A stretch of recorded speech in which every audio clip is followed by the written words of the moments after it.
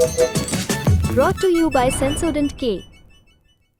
अभी लेके आए सेंसोडेंट के। टूथ का करंट गॉन तो लाइफ का करंट ऑन। हमें सेहत पर मेल आया हमारे एक व्यूअर का, जो नहीं चाहते थे हम शो पर उनका नाम लें। 32 साल के हैं वो। पिछले 9 सालों से लगभग रोज शराब का सेवन करते आए हैं। पिछले साल उनकी तबीयत में भारी गिरावट आई, जिसके बाद डॉक्टर ने उन्हें सख्ती से शराब छोड़ने को कहा है। ऐसा करने की वो पूरी कोशिश भी कर रहे हैं और लगभग 15 दिनों से उन्होंने शराब को हाथ भी नहीं लगाया है। अब आपके लिए हो सकता है 15 दिन बहुत ज़्यादा वक्त ना हो, पर जो इंसान एडिक्टेड है शराब को लेकर, उसके लिए 15 दिन बहुत भारी हैं। और शराब छोड़ने के बाद उनके शरीर में कुछ ऐसा शुरू हो गया है जो पहले कभी भी नहीं हुआ। उन्हें नींद नहीं आती है, हाथ कांपते हैं, ठंड में पसीना आ रहा है, बहुत ज़्यादा घबराहट हो रही है। कुल मिलाकर उनका बुरा हाल है। वो जानना चाहते हैं कि ऐसा क्यों हो रहा है और इसका इलाज क्या है। दरअसल हमारे व्यूअर को जो लक्षण महसूस हो रहे हैं उन्हें कहते हैं विड्रॉल सिम्टम्स। किसी भी नशे का लगातार सेवन करने के बाद जब अचानक से उसे छोड़ा जाता है तभी लक्षण महसूस होते हैं। ऐसा सबके साथ होता है, पर अगर ये लक्षण गंभीर हो जाएं तो डॉक्टर को दिखाना बेहद ज़रूरी हो जाता है। चलिए सबसे पहले ये जान लेते हैं कि 1 महीना शराब ना पिए तो शरीर में क्या होता है।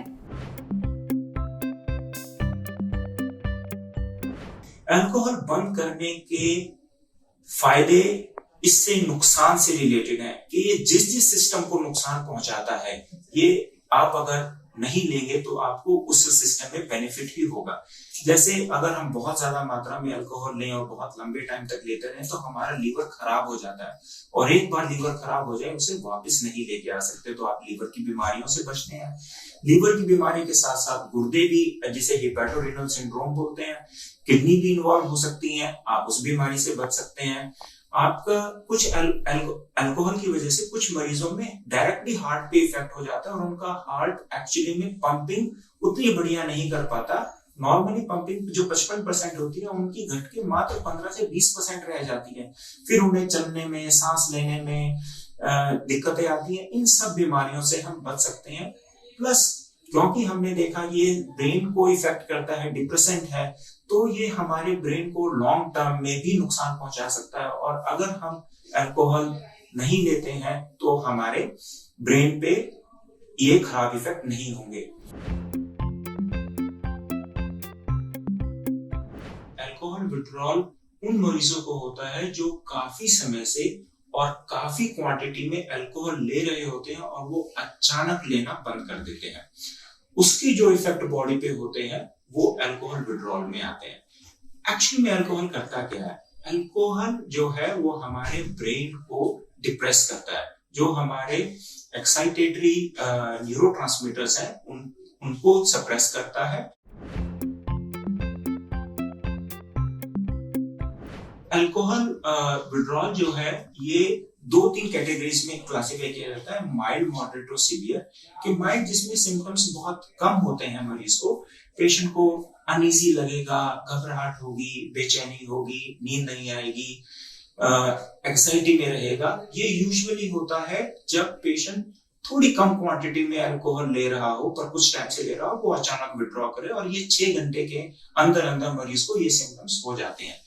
पर अगर मरीज की स्थिति अगले 12 से 24 घंटे ऐसे ही बनी रहती है तो ये अच्छी चीज है कि इसका मतलब ये मरीज और बीमार नहीं होगा। लेकिन जो पेशेंट काफी क्वांटिटी में ले रहे होते हैं और वो अचानक छोड़ते हैं तो उन्हें अल्कोहल विड्रॉल के 6 से 12 घंटे के अंदर अंदर उनकी तबीयत बहुत खराब हो जाती है, टू द एक्सटेंट कि उन्हें वो बहकी बात करने लगते हैं, उन्हें अचानक चीजें दिखनी शुरू हो जाएंगी या उन्हें अचानक आवाजें सुननी शुरू हो जाएंगी, और कुछ मरीजों में तो दौरा भी पड़ जाता है। यूजुअली इस स्टेज में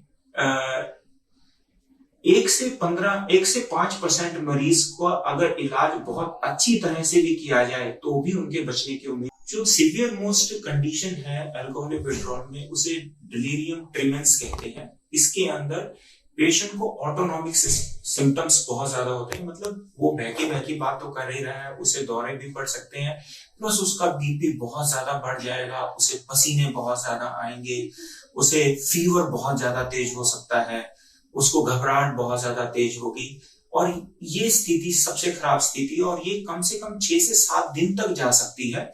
और अगर यहाँ पे इलाज ढंग से नहीं हुआ तो ऑलमोस्ट 15% मरीजों की डेथ भी हो सकती है। सिंपल ही है कि डेक्सट्रोज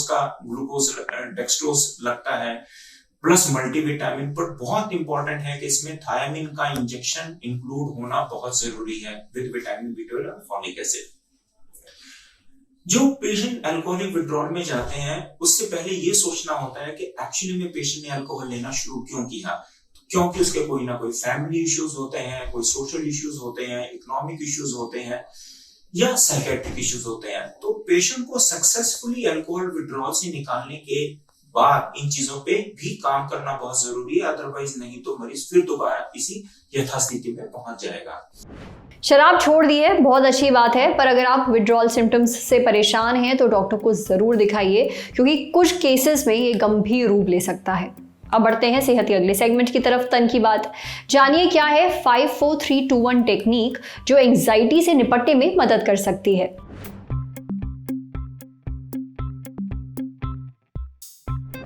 अगर आप एंजाइटी से जूझते हैं या आपको बहुत जल्दी घबराहट होती है तो आपको 5-4-3-2-1 टेक्निक ट्राई करनी चाहिए। ये टेक्निक आपके 5 सेंसेस पर काम करती है।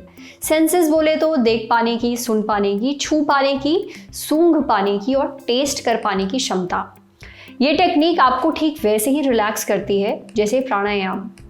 योग कोच तारिका दवे ने अपने इंस्टाग्राम पेज पर एक पोस्ट शेयर किया है जिसमें उन्होंने इस टेक्निक के बारे में जानकारी दी। जब भी हम डर रहे होते हैं या घबरा रहे होते हैं तो हमारा फोकस या तो पुरानी बातों पर होता है या फिर आने वाली बात पर, मतलब पास्ट और फ्यूचर।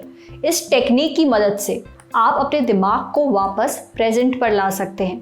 ऐसे में आपको सेफ महसूस होता है।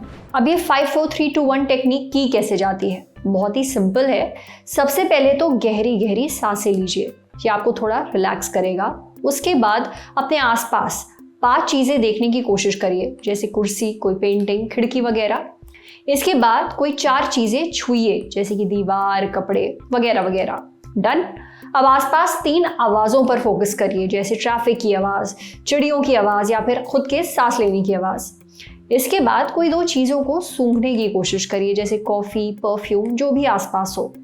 आखिरी चीज़, कोई भी एक खाने की चीज़ टेस्ट करिए। ये हुई आपकी 5-4-3-2-1 टेक्निक।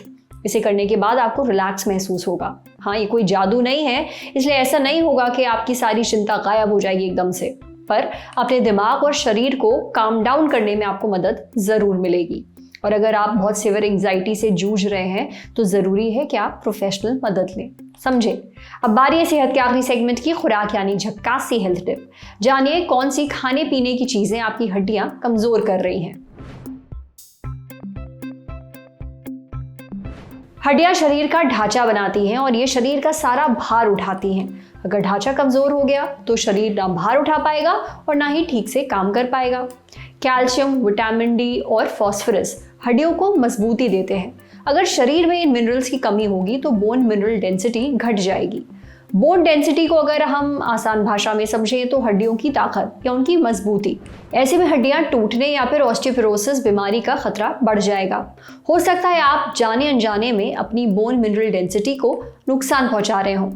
हमें डाइटिशियन अमृता मिश्रा ने बताया कि कुछ बहुत आम खाने पीने की चीज़ें जैसे कि सोडा, मिठाई, कॉफ़ी और कई एनर्जी ड्रिंक्स बोन डेंसिटी को कम कर देती हैं। सोडा में फॉस्फोरिक एसिड होता है जो शरीर में कैल्शियम अब्जॉर्प्शन में दिक्कत करता है, यानी शरीर कैल्शियम को आसानी से सोख नहीं पाता।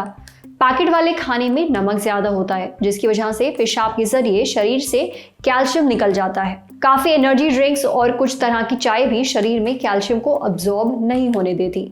इसके अलावा शराब भी शरीर में कैल्शियम का बैलेंस खराब कर देती है। अब ऐसा ना हो इसके लिए क्या किया जाए? सोडा के बजाय आप हर्बल टी या फिर पानी पी लीजिए। ज़्यादा नमक वाले खाने की जगह टेस्ट के लिए आप मसालों का इस्तेमाल करिए। मीठे में नेचुरल शुगर जैसे कि शहद और स्टीविया का इस्तेमाल करिए। शरीर में बोन मिनरल डेंसिटी को सही रखने के लिए आपको अपनी जीवन शैली में एक बैलेंस्ड डाइट लेनी चाहिए, जिस डाइट में अच्छी मात्रा में विटामिन डी, कैल्शियम और फॉस्फोरस हो, जैसे हरी पत्तेदार सब्जियां, और दूध के प्रोडक्ट्स जिनमें फैट कम हो। साथ ही रोज एक्सरसाइज और तेज चलने से भी हड्डियों की ताकत बनी रहती है।